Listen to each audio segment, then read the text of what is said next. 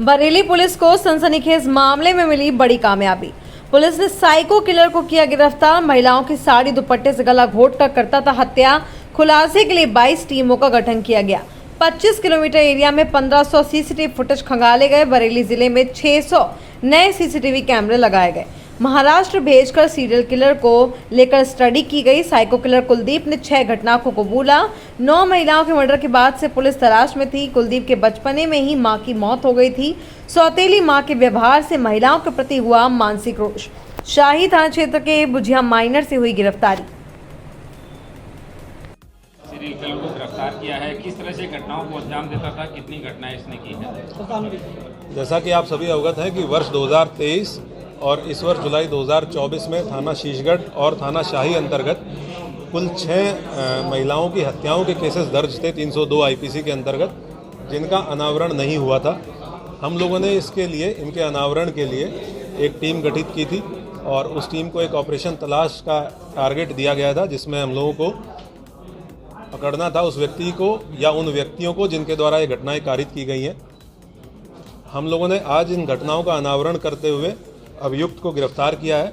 इन सभी घटनाओं में एक ही अभियुक्त शामिल था, जिसका नाम है कुलदीप पुत्र बाबूराम। कुलदीप पुत्र बाबूराम गांव बाकरगंज, थाना नवाबगंज, जनपद बरेली का ये रहने वाला है। इसकी उम्र लगभग 35 वर्ष है। इससे कल शाम को 6 बजे इसको गिरफ्तार किया गया है पुलिस के द्वारा। तब से लेकर अब तक इससे पूछताछ की गई है। पूछताछ में तथ्य प्रकाश में आए हैं कि इसके द्वारा ये 6 की 6 घटनाएं कारित की गई। इन 6 घटना स्थलों पे ये पुलिस को लेके गया है। इसके द्वारा एग्जैक्ट घटनास्थल दिखाया गया है कि किस जगह पे इसने घटना कारित की। घटना कारित करने का तरीका भी इसके द्वारा बताया गया है। उन सब की हम लोगों ने वीडियोग्राफी की है, जो कि एविडेंस के रूप में विवेचना के दौरान इस्तेमाल किया जाएगा।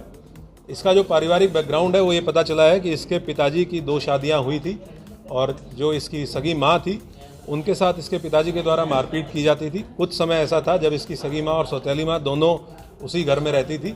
उस दौरान इसके पिताजी के द्वारा इसकी मां के साथ मारपीट की गई, कई बार मारपीट की गई, जिसके लिए अपनी सौतेली मां को दोषी मानता था। उसके बाद वर्ष 2014 में इसकी शादी हुई। इसका जो हिंसक नेचर था वो अपनी पत्नी के साथ भी जारी रहा और कई बार ऐसा हुआ कि ये हिंसक हुआ और इसने अपनी पत्नी के गले को भी दबाने का प्रयास किया। ये उनसे बातचीत में ये बात तस्दीक हुई है, जिसके फलस्वरूप इसकी पत्नी इसको कुछ साल बाद छोड़ के चली गई और उसके बाद महिलाओं के प्रति इसके दिमाग में द्वेष और कुंठा और अधिक बढ़ गई। जो पिछले 1-1.25 साल में इसके द्वारा घटनाएं की गई हैं, उसके बारे में इसके ये लगभग एक ही एरिया है जिसमें घटनाएं कारित हुई, 6 की 6 घटनाएं। वहीं पे 3 गांव हैं। उन 3 गाँव में इसकी 2 गाँव में इसकी बहनें हैं और एक गाँव में इसके एक रिश्तेदार हैं।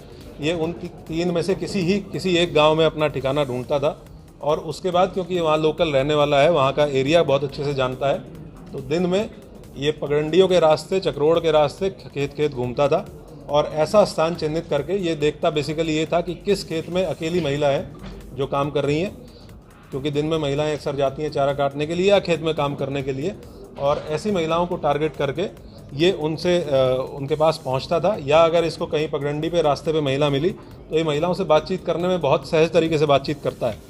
इसकी कुछ वीडियोज़ भी हमारे पास हैं जिसमें अनजान महिलाओं से पुलिया पे बैठ के बातचीत कर रहा है। तो ये बहुत सहज तरीके से बातचीत करता था और उनको सुनसान जगह पे ले जाके, जो थोड़ा 10-20 मीटर दूर खेत में ले जाके उनसे सेक्सुअल फेवर्स के लिए अप्रोच करता था।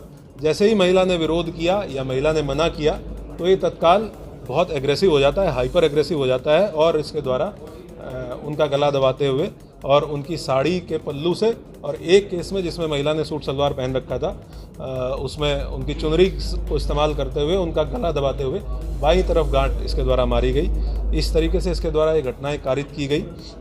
हम लोगों ने कुल कितने घटनाएं इसने कबूल की? कुल 6 घटनाएं अभी हैं जिन घटनास्थलों पे, क्योंकि हमारे पास हमें इसको मजिस्ट्रेट के सामने भी पेश करना था।